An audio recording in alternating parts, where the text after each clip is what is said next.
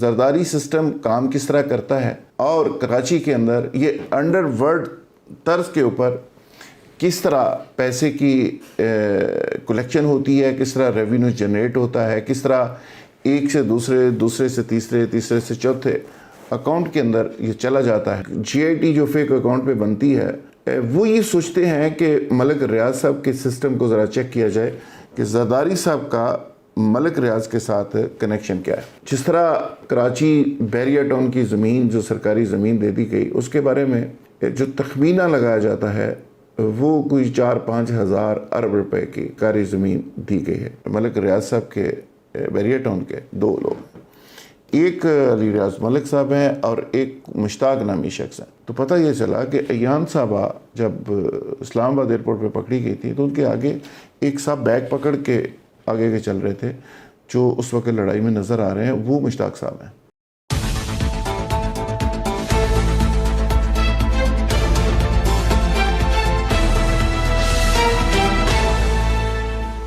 السلام علیکم ناظرین، ذوالفقار راحت آپ سے مخاطب ہے۔ ناظرین، آج آپ کو ایک کہانی سناتے ہیں۔ زرداری سسٹم کی یہ کہانی ہے، زرداری سسٹم کام کس طرح کرتا ہے اور کراچی کے اندر یہ انڈر ورلڈ طرز کے اوپر کس طرح پیسے کی کلیکشن ہوتی ہے، کس طرح ریونیو جنریٹ ہوتا ہے، کس طرح ایک سے دوسرے، دوسرے سے تیسرے، تیسرے سے چوتھے اکاؤنٹ کے اندر یہ چلا جاتا ہے۔ زرداری سسٹم مختلف حکومتیں آتی رہیں لیکن یہ کام کرتا رہا اور آج بھی کر رہا ہے۔ یعنی یہ سسٹم کبھی متاثر نہیں ہوا۔ نیب نے بہت زور لگا کے دیکھ لیا، ایجنسیز نے بڑا زور لگا کے دیکھ لیا اور اس پہ پوری فیڈرل حکومت لگی ہوئی ہے، پوری ایف آئی اے لگی رہی، جی آئی ٹی بنی، لیکن زرداری سسٹم کو بہت زیادہ فرق نہیں پڑا۔ بس کچھ نام چینج ہوتے رہے، کریکٹرز چینج ہوتے رہے، کچھ ڈرائیورز کی جگہ دوسرے ڈرائیوروں نے لے لی جن کے نام فیک اکاؤنٹ سے، کچھ خانساموں کی جگہ دوسرے خانساموں آ گئے، کچھ ذاتی جو ملازم تھے کلاس 4 کے ان کی جگہ دوسرے لوگ آ گئے، شناختی کارڈ اویلیبل ہوتے رہے، ان کے اکاؤنٹس اس کے نام سے کھلتے رہے، پیسے ٹرانسفر ہوتے رہے اور پیسے ایک سے دوسری، دوسری سے تیسری جگہ جاتے رہے۔ لیکن آج اس کا ایک سب سے جو دلچسپ حصہ ہے وہ میں آپ کو سنانا چاہوں گا۔ آپ کے رونگٹے کھڑے ہو جائیں گے کہ یہ فیک اکاؤنٹ کی کہانی صرف کہانی نہیں ہے۔ پوری کہانی تو اگر میں بیان کرنے بیٹھ جاؤں تو مجھے کئی روز لگیں، کئی کتابیں اس پہ لکھی جا سکتی ہیں، لیکن اس کی چھوٹی سی ایک سٹوری تو خیر بہت بڑی ہے، لیکن چھوٹا سا اس کا حصہ میں آپ کے سامنے پیش کرنا چاہوں گا۔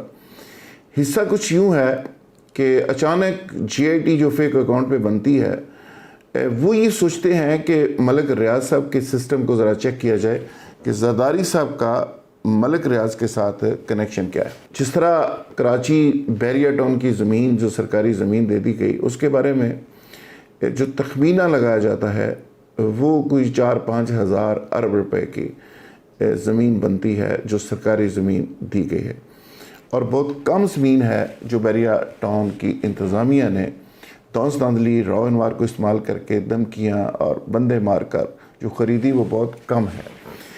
اور ٹوٹل جو بیریا ٹاؤن کا سائز ہے وہ اب بھی آگے سے آگے بڑھتا چلا جا رہا ہے۔ وہاں پہ ایس ایچ او سے لے کے ایس پی تک، ایس پی سے لے کے ڈی سی تک تمام لوگ ملک ریاض صاحب کی مرضی سے لگتے ہیں۔ اچھا، یہ کہانی تو اپنی جگہ کہ 400 ارب روپے کی اسیسمنٹ ہوئی۔ اسیسمنٹ کیسے ہوئی؟ 21 جج صاحب نے کی اور اس کے اوپر سپریم کورٹ نے ٹھپا لگا دیا، اور ٹھپا لگانے کے بعد ملک ریاض صاحب ایک طرح سے سیکیور ہو گئے، اور ان کی باقی جو ہزاروں بلینز روپے کی زمین اور باقی چیزیں تھیں وہ ایک طرح سے جسٹیفائی ہو گئی۔ آگے چل کے دیکھتے ہیں کہ اس کو دوبارہ کیس کو ری اوپن کیا جا رہا ہے یا کیا ہوتا ہے، وہ ایک الگ سے کہانی ہے۔ میں آپ کو اس کا کرکس بتانا چاہتا ہوں کہ زرداری صاحب کے معاملے کو جب پروب کیا جاتا ہے تو پتہ چلتا ہے کہ بیریا ٹاؤن کے 3 ڈائریکٹرز ہیں، بینا ریاض ملک اور ملک ریاض اور علی ریاض ملک۔ چلو یہاں تک تو بات ٹھیک ہو گئی۔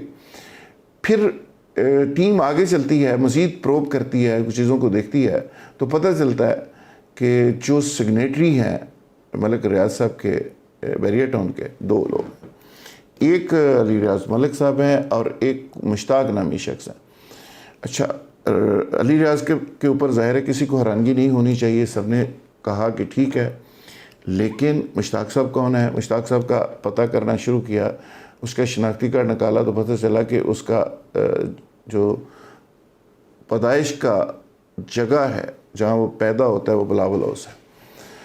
اس پہ سارے لوگ حیران بھی ہوئے، انویسٹیگیٹر نے سر پکڑ لیا کہ یہ کون سے مشتاق صاحب ہیں جو بلاول ہاؤس میں پیدا ہوتے ہیں۔ ان کا شناختی کارڈ نکالا، باقی چیزیں دیکھیں تو پتہ چلا کہ موصوف صدر پاکستان جب زرداری صاحب تھے ان کے ڈرائیور رہے ہیں، سرکاری ڈرائیور 5 سال ایوان صدر میں یہ موصوف مقیم رہے ہیں۔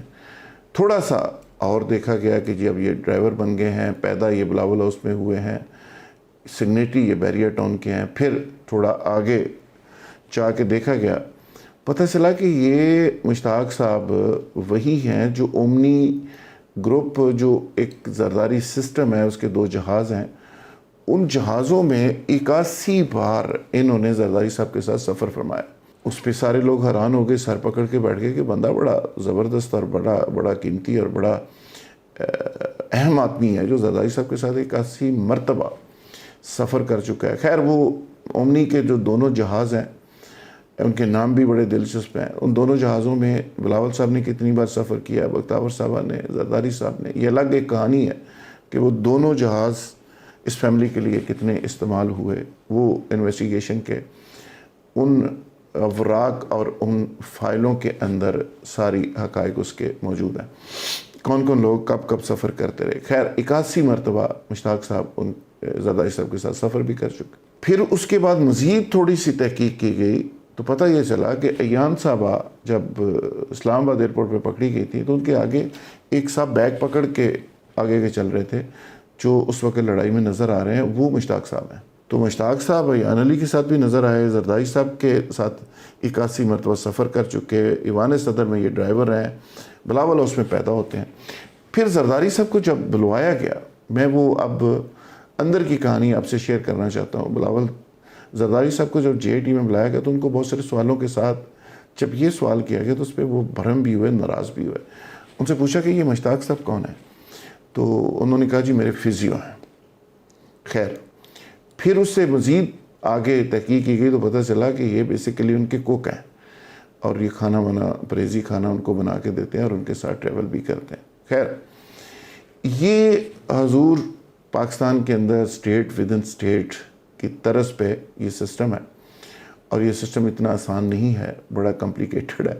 تفتیشی اور تمام جو لوگ اس کو دیکھتے رہے، انویسٹیگیٹر، وہ بھی سر پکڑ کے بیٹھے رہے، اور اس پہ زرداری صاحب بڑے خفا بھی ہوئے، بڑے ناراض بھی ہوئے۔ اور زرداری صاحب نے جتنی خوش دلی اور جتنی دریا دلی کے ساتھ بیریا ٹاؤن کو کراچی میں جگہ دی، اور جس طرح ملک صاحب وہاں پہ امپائر کھڑی کرتے اور محل پہ محل بناتے اور بلڈنگز پہ بلڈنگز بناتے آگے بڑھ رہے ہیں، اور آگے بہت آگے تک وہ ان کا ایریا چلا گیا، چونکہ سپریم کورٹ کے حکم کے بعد اور سپریم کورٹ کی اسٹیمپ اور جسٹیفیکیشن کے بعد دن رات بیریا ٹاؤن کی انتظامیہ نے اتنی تیزی کر دی ہے، اتنا تیز کام کر دیا ہے کہ وہ آگے سے آگے بڑھتے چلے جا رہے ہیں۔ یعنی پہلے وہ اتنی تیزی سے آگے زمینوں کو نہیں گھیر رہے تھے، اب وہ دن رات انہوں نے ایک کر دیا ہے۔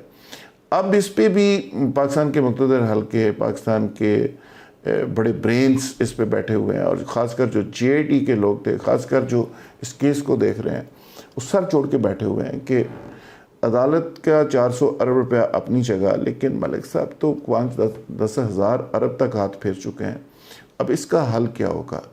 آپ مجھے بتائیں کہ خزانے کو اگر اس طرح ہی لوٹا گیا اور جس طرح لوٹا جاتا رہا ہے، اسی طرح یہ چیزیں آگے بڑھتی رہیں، تو پھر عمران خان نئے پاکستان کی بات کریں یا پرانے پاکستان کی بات کریں، یا ایک نہیں دو پاکستان کی بات کریں، یا نیشنل نیریٹو کی بات کریں، یا کرپشن کے خلاف نیریٹو کی بات کریں، تو اس سے کیا فرق پڑتا ہے؟ زرداری صاحب صحیح تو کہتے ہیں کہ نیب کی کیا مجال کہ نیب مجھے پوچھے، صحیح بات کرتے ہیں، وہ مجال تو ہے ہی نہیں۔ پھر وہ کہتے ہیں جی ہم نے تو آپ نے 3 سال کے لیے آنا ہے، پھر ہم نے تو ہمیشہ رہنا ہے، اینٹ سے اینٹ بجانے کی بات بھی وہ کرتے ہیں۔ لیکن زرداری صاحب شاید بھول جاتے ہیں کہ ان کے والد صاحب بھی بڑے امپورٹنٹ شخص تھے، دنیا سے چلے گئے، لیکن کچھ بھی ساتھ نہیں لے کے گئے۔ انہوں نے بھی چلے جانا ہے، ہم نے بھی چلے جانا ہے، سب نے چلے جانا ہے، اور ساتھ کسی نے کچھ بھی نہیں لے کے جانا۔ یہ بلینز روپے یہاں ہی پڑے رہنے ہیں، مختلف بینکوں کے اندر، گھروں کے اندر، یہ پیسہ ادھر کا ادھر ہی پڑھا رہنا ہے۔ آج کی یہ کہانی میرا خیال امید ہے آپ کو پسند آئے گی، اگر پسند آئے تو اس کو آگے شیئر کریں۔ اور یہ کہانی وہ کہانی نہیں ہے جو مفروضہ ہے، یہ اندر کی وہ کہانی ہے جو سچ ہے، اور اس طرح کی کئی کہانیاں ہیں جو زرداری صاحب کے گرد اور زرداری سسٹم کے گرد گھومتی ہیں، جس میں بڑے امپورٹنٹ لوگ ہیں۔ آنے والے وقت میں ہم انشاءاللہ کوشش کریں گے وہ تمام کی تمام چیزیں آپ سے شیئر کریں۔ بہت شکریہ، تھینک یو ویری مچ۔